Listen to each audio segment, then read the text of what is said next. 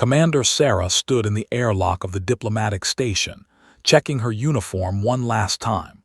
Today was the most important day in human history. After 3 years of careful communication through radio signals, humanity would finally meet the face-to-face.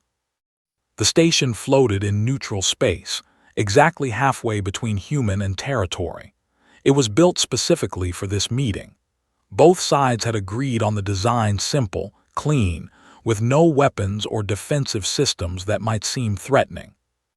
Sarah took a deep breath and walked into the main conference room. Her team of 5 diplomats followed behind her. The room was large and circular, with a long table in the center. On one side sat the human delegation. On the other side, empty chairs waited for their alien guests. "Remember," Sarah said to her team, "we know very little about their culture. Be polite, be careful, and follow my lead." The doors on the far side opened with a soft hiss. Sarah's breath caught in her throat as the delegation entered. They looked like large cats that had learned to walk on 2 legs. Their bodies were covered in soft fur that seemed to shimmer and change colors in the light. The leader was clearly female, tall and graceful, with silver and black patterns running through her fur. Her eyes were large and golden, and they seemed to look right through Sarah. "I am Hiss," the leader said, her voice carrying a strange purring quality. "I speak for thee in this matter." "I am Commander Sarah," Sarah replied, standing and bowing slightly. "I represent humanity. We are honored to meet you." Hiss tilted her head, studying Sarah with those golden eyes. "Please, let us sit and begin." As they took their seats, Sarah's mind began working. She had trained for this moment for 2 years. She thought about all the possible ways this meeting could go wrong. What if they were planning to attack? What if this was all a trap? She needed to be ready for anything. Sarah imagined different scenarios in her mind. If they suddenly attacked, her security team was just outside. If they tried to take hostages, there were emergency protocols. If they demanded too much in the negotiations, she had backup plans ready. She also thought about what humanity really wanted from this meeting. Trade agreements, of course. Technology sharing would be wonderful. Maybe even a military alliance against common threats. But most of all, they wanted peace. "Your species is very young," Hiss said, breaking Sarah's thoughts. "Tell me, what do humans want from this meeting?" Sarah smiled and launched into her prepared speech about mutual cooperation and shared benefits. As she spoke, she continued thinking about backup plans and possible problems. It was her job to be ready for anything. But something strange happened. As Sarah spoke about trade agreements, she noticed Hiss's ears twitch. When she mentioned technology sharing, the alien's tail flicked. And when she talked about peace, Hiss's eyes narrowed slightly. Sarah kept talking, but her mind raced with questions. Was she saying something wrong? Were there cultural mistakes she was making? She thought about changing her approach, maybe being more direct or less formal. That's when Hiss suddenly turned her head and looked directly into Sarah's eyes. A low, rumbling purr came from her throat. "Careful, human," she said softly, but her voice carried clearly across the room. "I hear everything you want." Sarah felt her heart skip a beat. What did that mean? Did the alien somehow know her thoughts? That was impossible, but the way Hiss was looking at her suggested something very serious. Sarah forced herself to stay calm. "I'm not sure I understand what you mean." Hiss's purr grew louder. "Your words speak of peace and cooperation, but your mind is full of battle plans and escape routes. You think of weapons and strategies. You imagine us as enemies even as you smile and offer friendship." The room went completely silent. Sarah's team looked shocked. The other human diplomats stared at their commander with wide eyes. Sarah's training kicked in. Never admit weakness. Never show surprise. "I think there might be some misunderstanding here." "Is there?" Hiss stood up slowly, her movements graceful but somehow threatening. "You humans have a saying, don't you? Hope for the best but prepare for the worst. Your mind is very loud about the preparing part. Sarah realized what was happening.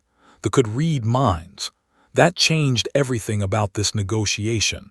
Every thought, every plan, every doubt she had was open to them. She looked at Hiss and made a decision. If the alien could read her mind, then lying would be pointless. Yes, Sarah said simply. I am prepared for this meeting to go badly. I have contingency plans. I think about worst-case scenarios because it's my job to protect my people.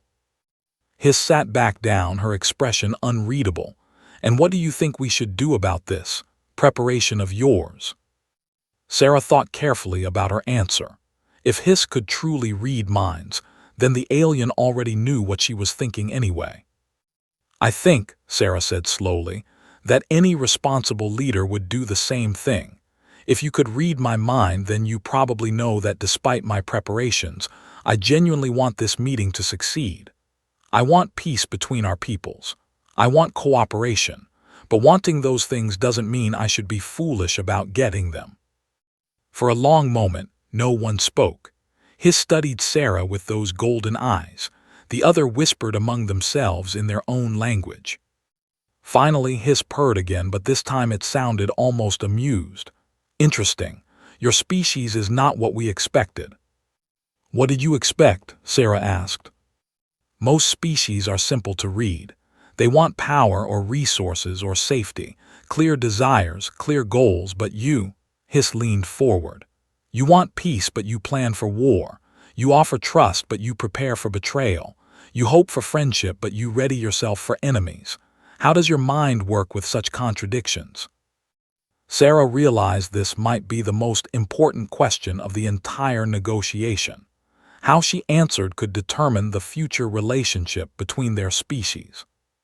Because, she said carefully, the universe is complicated, and if we want to survive in it, we have to be complicated too. The negotiations continued for 3 days.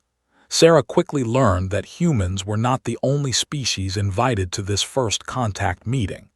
The diplomatic station hosted 5 different alien races, all meeting for the first time.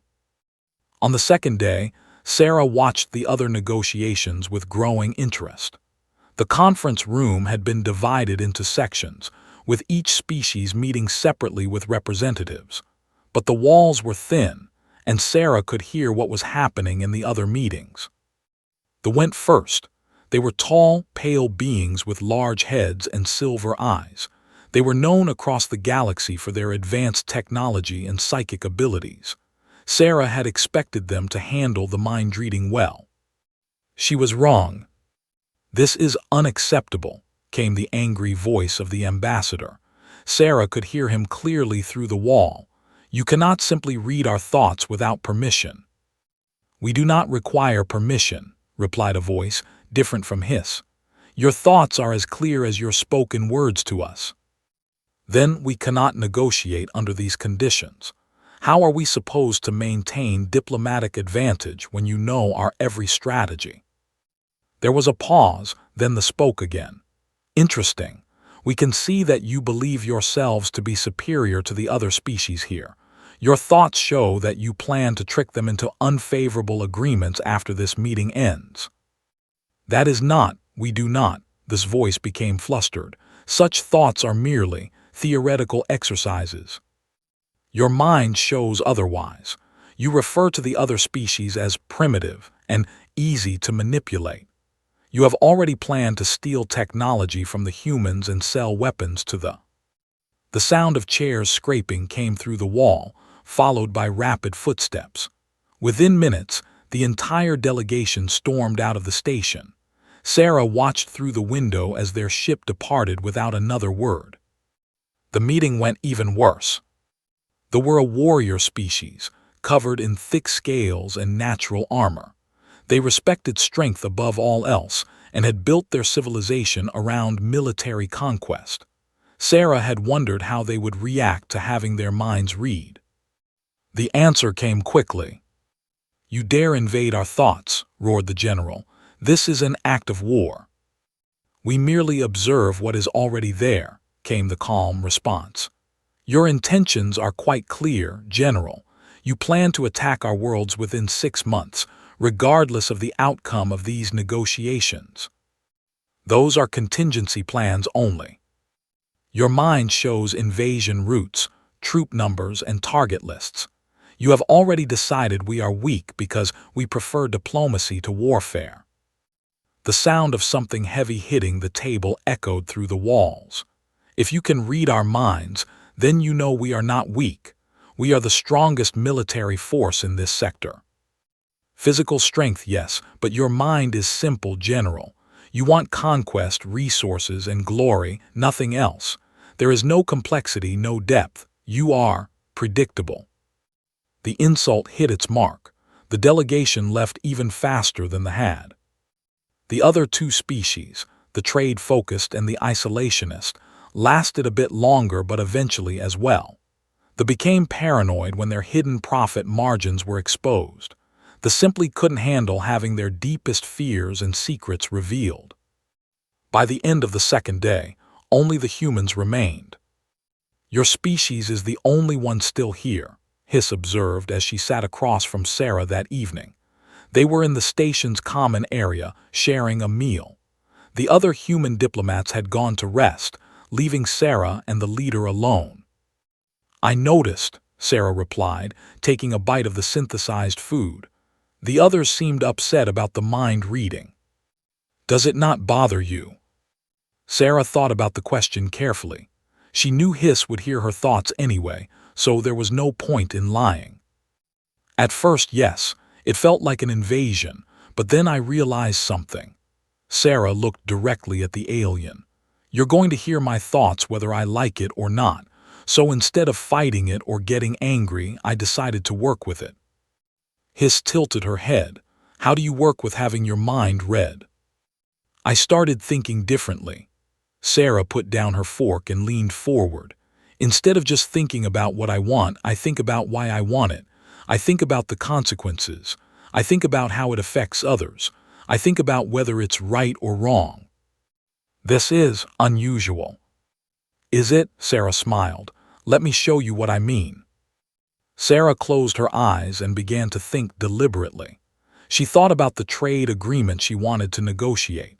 But instead of just thinking about the benefits to humanity, she considered what they would gain. She thought about how the agreement could be structured to help both species grow and prosper. Then she went deeper. She thought about potential problems with the agreement. What if one species advanced faster than the other? What if the trade led to dependency? How could they prevent exploitation? How could they ensure fairness?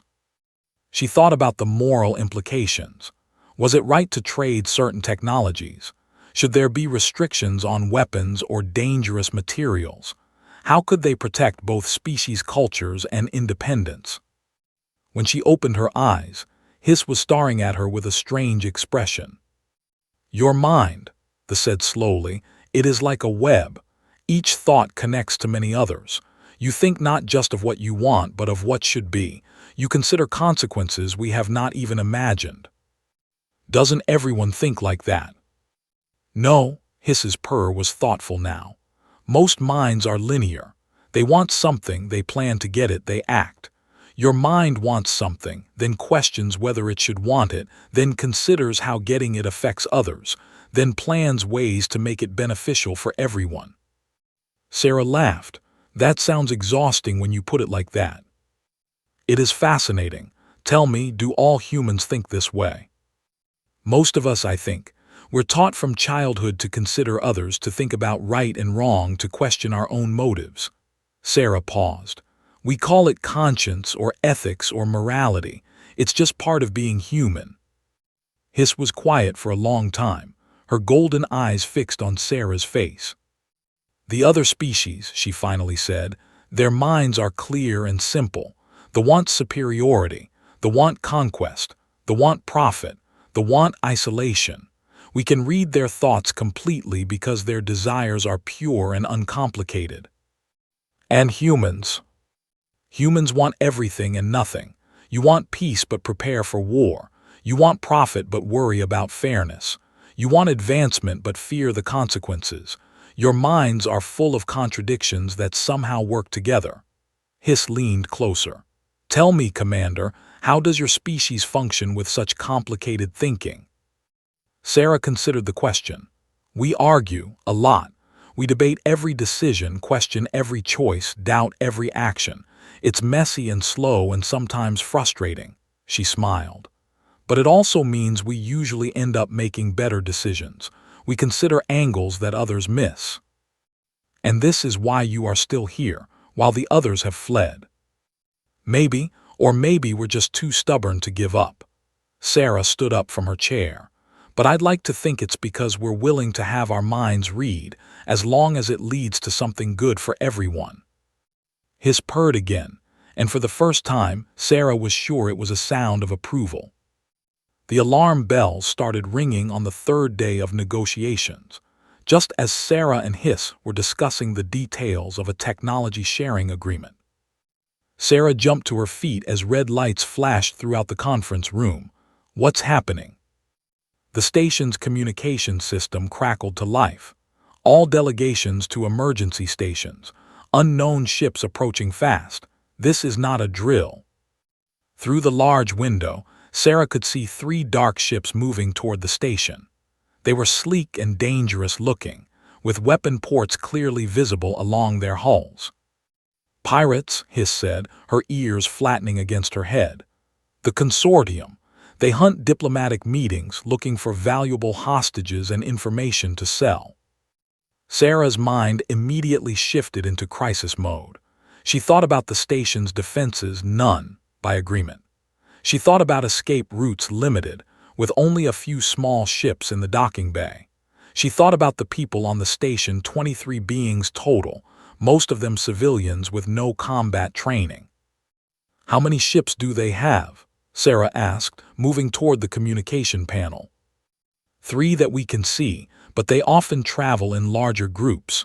Hiss followed her, moving with fluid grace despite the crisis. Your thoughts are very loud right now, Commander. Sarah barely heard her. She was already working through the problem in her mind. The pirates would try to dock with the station. They would have superior firepower. But the station had some advantages, narrow corridors that would limit their movement, and knowledge of the layout. She activated her communicator. Security Team Alpha, respond to Docking Bay 3. Team Beta, secure the civilian areas. Team Gamma, with me to the command center. You have military personnel here, Hiss asked, surprised. 6 security specialists. Not enough to fight off a pirate attack, but maybe enough to buy time. Sarah was already moving toward the door. Can your people fight? We are not warriors by nature. Our abilities are more subtle. As they moved through the corridors, Sarah's mind continued working through scenarios. The pirates would expect a quick surrender. Diplomatic stations were usually defenseless and full of valuable hostages. But if they could hold them off long enough, maybe help would arrive. Who could send help? The nearest human patrol was 4 hours away, too long. The ships in the area were science vessels, not military, also too far. They reached the command center just as the first pirate ship began docking procedures. Sarah could see more ships on the long-range sensors, 5 additional vessels hanging back, waiting for the all-clear signal. Commander, came her security chief's voice over the comm. We've got eyes on the docking bay. 20+ hostiles, heavy weapons, military-grade armor. Recommend immediate evacuation. Sarah studied the tactical display. The pirates were moving professionally, securing the docking area before advancing into the station. They knew what they were doing. Negative on evacuation, Sarah replied. Set up defensive positions at checkpoint Alpha and Bravo. Do not engage unless fired upon. I want them to think we're not a threat until they're committed to boarding. Sarah, Hiss said quietly, your mind is remarkable right now. You are thinking of 17 different plans simultaneously. Sarah barely heard her. She was considering the pirates' psychology. They were here for profit, not destruction. They wanted hostages alive and valuable. That gave the defenders some advantages. She activated the station-wide communication system. "Attention all personnel. We are under attack by hostile forces. Follow Emergency Protocol 7. Move to secure areas and await further instructions." On the tactical display, she watched the pirates move deeper into the station. They were being cautious but confident. They expected no real resistance. "Your thoughts," Hiss said. "They are not what I expected during a crisis." "What do you mean?" "Most beings think of survival, of escape, of victory over their enemies. But you—" The golden eyes were fixed on Sarah's face. "You think of protecting everyone, even the pirates." Sarah looked at her in surprise. "What?" "Your mind shows concern for the civilian workers, yes, for your own people, for my delegation, but also for the pirates themselves. You plan to disable their ships without killing the crews. You consider ways to end this without unnecessary bloodshed." "They're still people," Sarah said automatically, then paused. She hadn't realized she was thinking that way. "Even if they're criminals, they probably have families, lives. I don't want to kill them if I don't have to." "While planning to defeat them utterly." "Yes." Sarah turned back to the tactical display. The pirates had reached the first checkpoint. Her security team was holding position, staying hidden. "I want to win, but I also want everyone to survive, including them." The first shots rang out through the station. The pirates had encountered the security team at Checkpoint Alpha. Sarah listened to the reports coming in over her communicator. "Taking fire at Alpha, holding position. They've got some kind of energy weapons." "Beta team, report. Civilians secure, no hostiles at our position." Sarah studied the display, thinking quickly. The pirates were advancing down the main corridor, which was exactly what she wanted. But they would soon realize they were being funneled into a defensive position. "Gamma team, activate emergency bulkheads sections 7 through 12. Route them toward the conference room." "The conference room?" Hiss asked. "Why there?" "It's the largest open space on the station. If they're going to make a stand, that's where they'll do it. And it's where I want them." As the bulkheads activated, sealing off corridors throughout the station, Sarah continued planning. She thought about the pirates' next moves, about her security team's capabilities, about the civilians who needed protection. But Hiss was right. She was also thinking about the pirates themselves, how to defeat them without killing them, how to capture them safely, how to end this crisis with minimal harm to everyone involved. "This is impossible," Hiss said suddenly. "What's impossible?" "Your mind. You are fighting a battle, but you think like a caregiver. You want to protect everyone, including your enemies. You plan violence while hoping for peace. How does this work?" Sarah didn't have time to answer. The pirates had reached the conference room and were setting up their own defensive position. They had probably figured out by now that this wasn't going to be the easy raid they had expected. Her communicator crackled. "Commander, we've got them contained in the conference room, but they're dug in pretty good. They've also got hostages. Some of the civilian workers were caught in the corridor when they advanced." Sarah's heart sank. Hostages changed everything. Now she couldn't just contain the pirates and wait for help. She needed to act carefully to protect innocent lives. "How many hostages?" she asked. "4 that we can confirm. 2 human technicians and 2 of the station crew." Sarah closed her eyes and thought. The conference room had multiple entrances, but the pirates would be watching all of them. A direct assault would put the hostages at risk, but waiting too long might give the pirates time to call for reinforcement from their ships. Then she had an idea.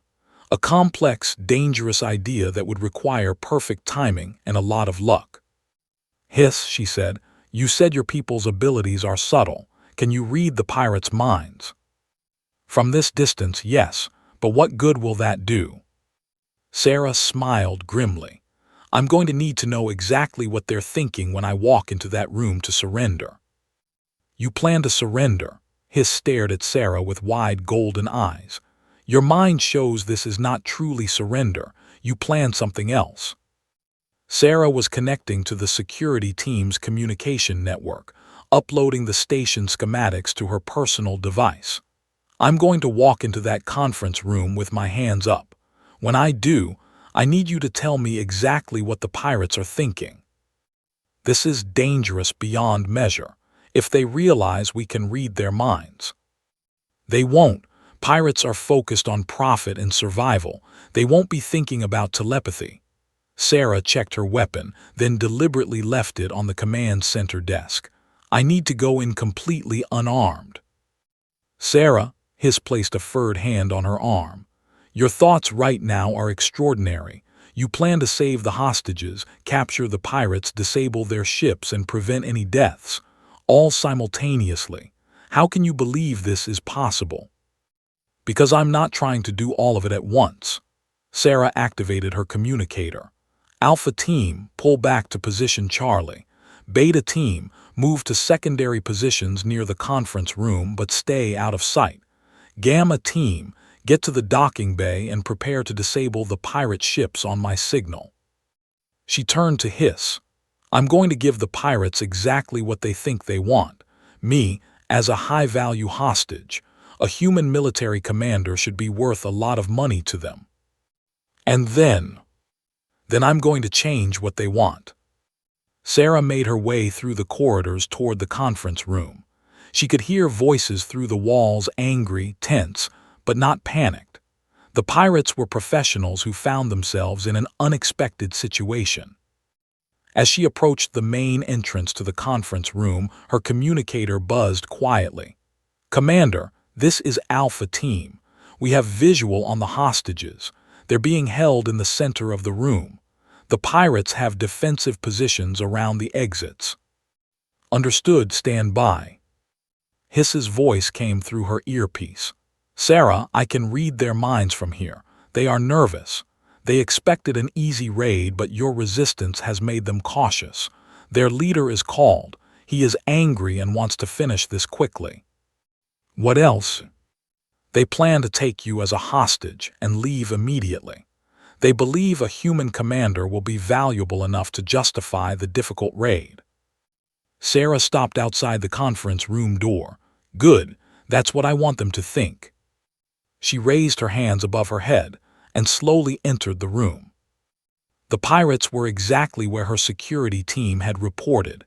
7 of them, spread around the room with military precision. Their leader, a tall figure in dark armor, stood near the captured civilians. I am Commander Sarah, she announced clearly. I'm here to discuss terms. Terms? Laughed, the sound echoing strangely through his helmet speaker. You're in no position to discuss terms, human.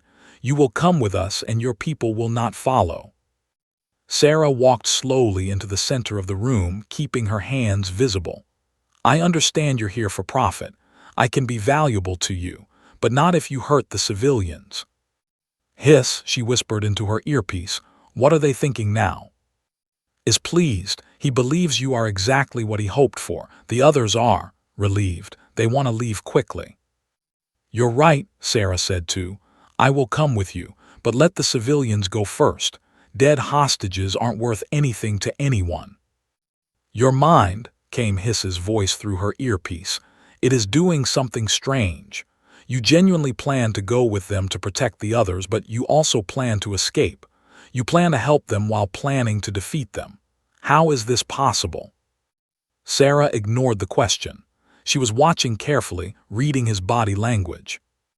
Release the civilians, she said again. You have what you came for. Gestured to his team, let them go. The 4 hostages were pushed toward the exit. They stumbled past Sarah, looking terrified but unharmed. As the last one reached the door, Sarah spoke again. Now, before we go, I want to make sure you understand what you're getting into. What do you mean? His voice carried suspicion. You're not just taking a human commander. You're taking the person responsible for this station's defense. The person who knows every security protocol, every emergency procedure, every hidden system on this station. Your point? Sarah smiled.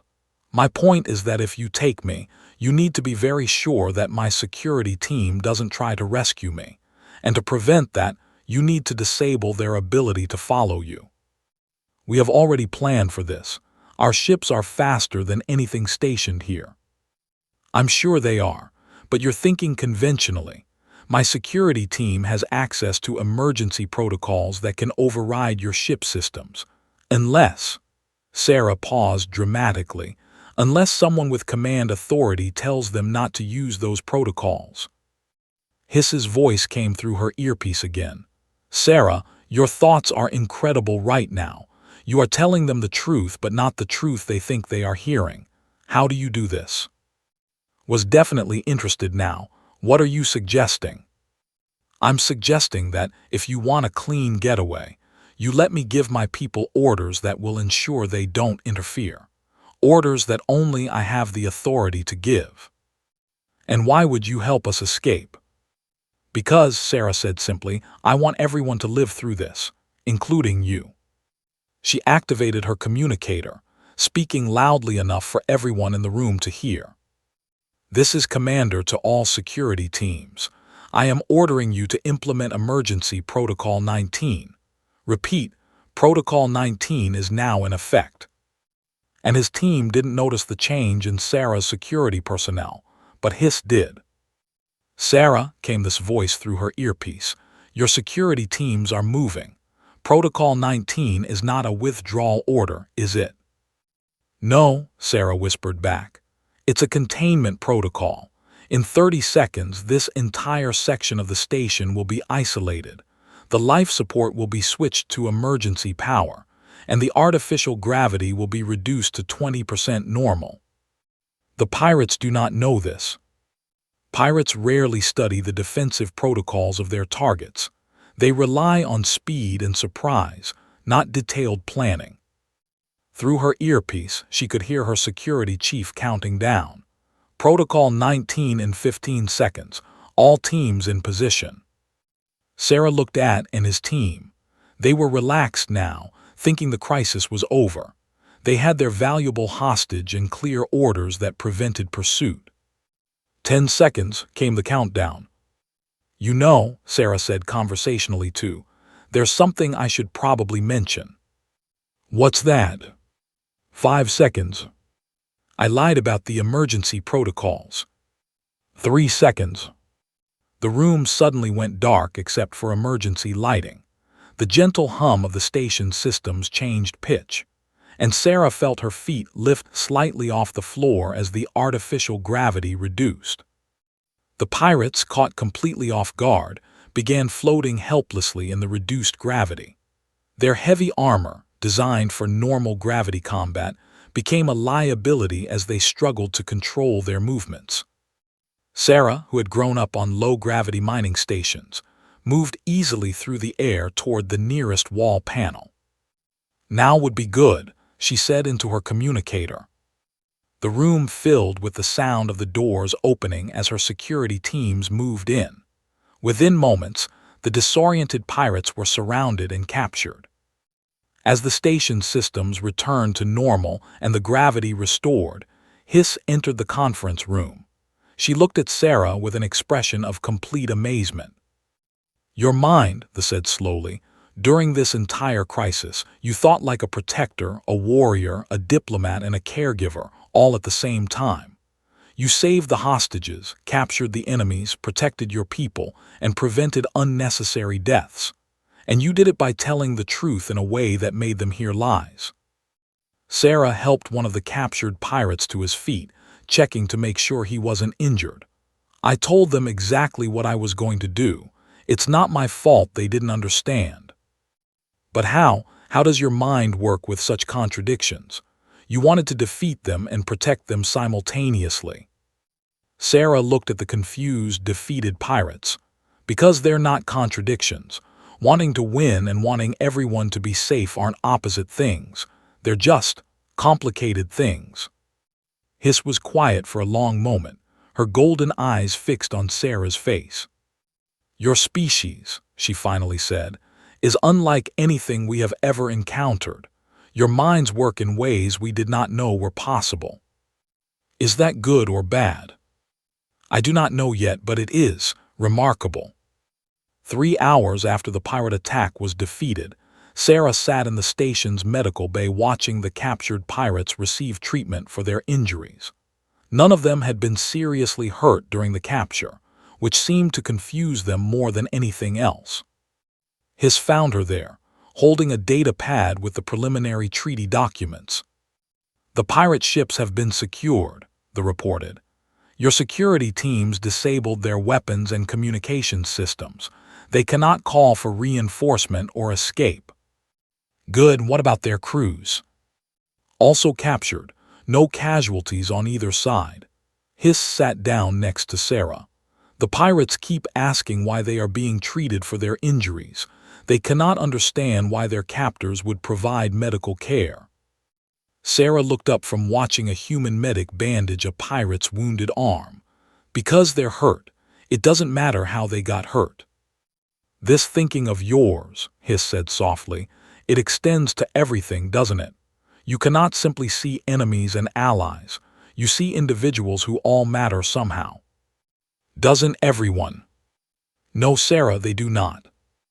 Over the next 2 days, as they waited for both human and ships to arrive and collect the prisoners, Sarah and Hiss spent long hours discussing the treaty. But Sarah began to realize that something larger was happening in these conversations. Your government has sent additional negotiators, Hiss mentioned on the second evening. They will arrive tomorrow to finalize the agreement. Are you concerned about the negotiations? Sarah asked. No, the terms we have discussed are acceptable to my people, but we wish to add something to the treaty, something unusual.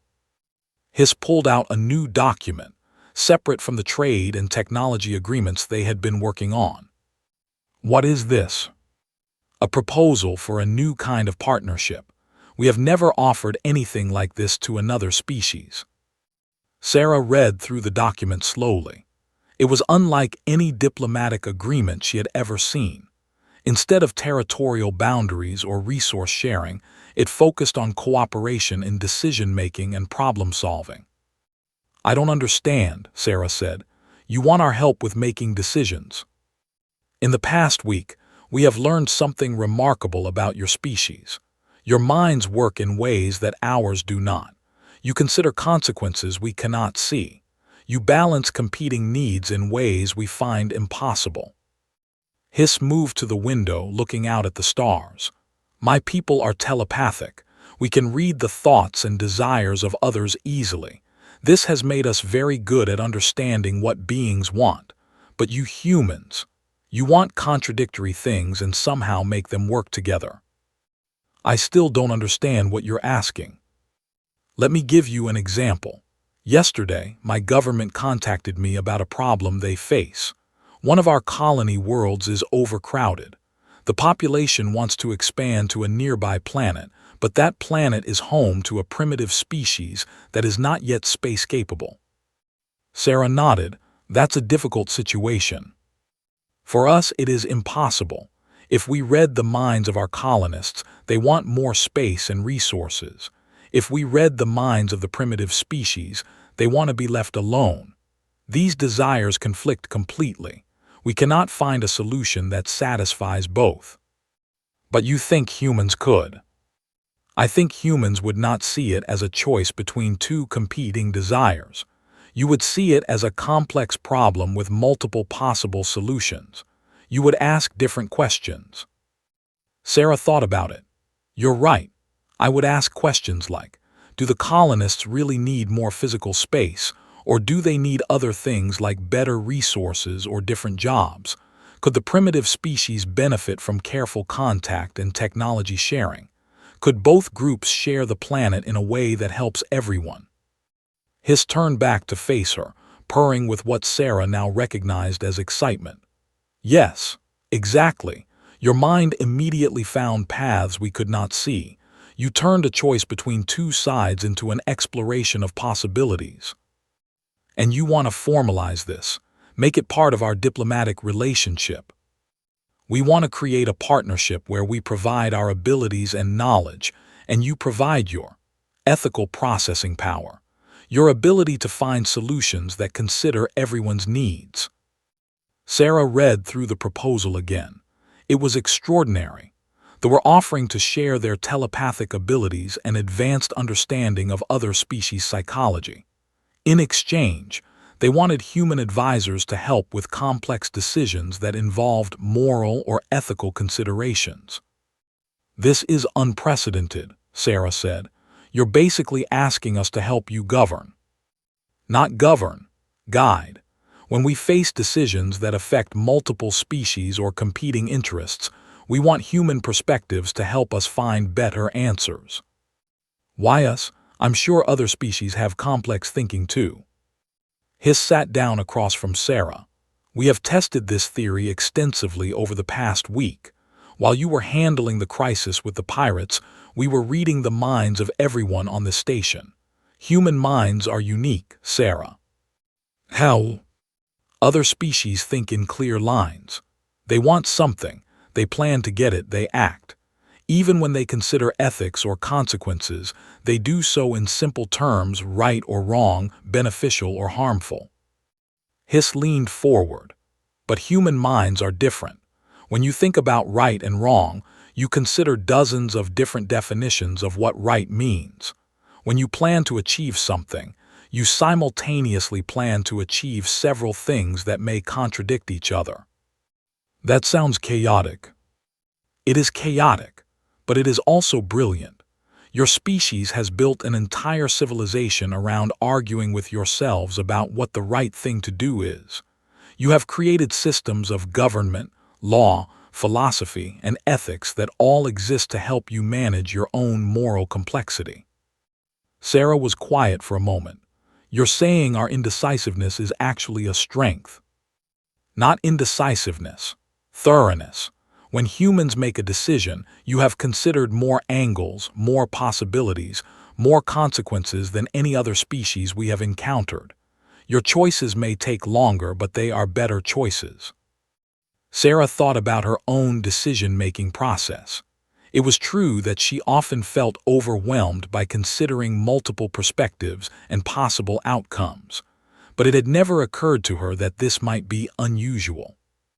"During the pirate attack," Hiss continued, "your mind simultaneously planned to defend the station, protect the civilians, capture the pirates safely, prevent casualties on both sides, and maintain the diplomatic mission. Most beings would have chosen one or two of these goals and ignored the others. Most beings probably would have been more efficient." "More efficient, yes, but would they have achieved such a complete success? Everyone lived. The mission continued. The pirates were captured without serious injury. The station was protected. All of your goals were achieved because you refused to abandon any of them." Sarah looked at the treaty proposal again. What exactly would this partnership look like? "When we face difficult decisions that affect multiple species, we would present the situation to human advisors. You would help us understand the full complexity of the problem and find solutions that serve everyone's interests. And in return, we share our understanding of other species' psychology and motivations. We help you navigate diplomatic relationships by providing insight into what other beings truly want and think." Sarah realized the implications of what Hiss was offering. With telepathic abilities supporting human diplomatic efforts, they could achieve unprecedented cooperation between species. "There's one thing I need to understand," Sarah said. "Why do you trust us with this kind of partnership? You barely know our species." Hiss purred softly. "Because in the time we have spent with you, we have read your thoughts constantly. We know your desires, your fears, your hopes, your intentions, and what we have learned is remarkable." "What have you learned?" "That when humans want something for yourselves, you simultaneously want good things for others. When you plan to benefit your own species, you also plan to help other species. When you think about gaining power, you also think about using that power responsibly." Hiss stood up and moved to the window again. Most species' minds are filled with desires for their own benefit. Humans' minds are filled with desires for everyone's benefit. You cannot seem to want something only for yourselves. That's not true. Humans can be selfish. Yes, you can. But even your selfish thoughts are complicated by concern for others. Even when you act in your own interest, you try to minimize harm to everyone else. This is unprecedented. Sarah joined Hiss at the window. The stars outside looked the same as they always had, but somehow the universe felt different now. If we agree to this partnership, Sarah said, it changes everything about how species interact with each other. Yes, instead of each species pursuing only their own interests, we could work together to find solutions that benefit everyone. We could create a galaxy where different kinds of minds work together to solve problems. A galaxy where different kinds of thinking become strengths instead of divisions. Exactly. Sarah looked at the treaty proposal one more time. It was ambitious beyond anything humanity had ever attempted. It was also an opportunity to help create something unprecedented in galactic history. I'll recommend that my government accept this proposal, she said finally. Hiss purred with deep satisfaction. I hoped you would say that, though to be honest I already knew you would. You read my mind. No, I read your character. In all the thoughts we have heard from you, you have never once considered a choice without thinking about how it affects others. You want this partnership because you believe it will help everyone. Sarah smiled. Is that such an unusual way to think? Sarah, Hiss said, turning to look directly at her. In a galaxy full of species who struggle to consider anyone's needs but their own, humans may be the first truly civilized people we have ever met. The treaty was signed the next day, creating the foundation for a new kind of cooperation between species. But as Sarah watched the ceremony, she realized that the real achievement was not the agreement itself. It was the discovery that humanity's greatest strength was not their technology, their courage, or their determination. It was their ability to care about everyone else, even when it made their own lives more complicated. As the delegation prepared to leave the station, Hiss approached Sarah one final time. I have one last question for you, she said. What's that? During all our negotiations, I have been reading your thoughts, and I keep hearing the same thing underneath all your planning and reasoning. What do you hear? Hiss smiled, an expression that looked strange but warming on her feline features. Hope. No matter what problems we discussed, no matter what challenges we faced, you always believed that somehow things could work out well for everyone. Is that wrong? No, Sarah. It may be the most right thing in the entire galaxy.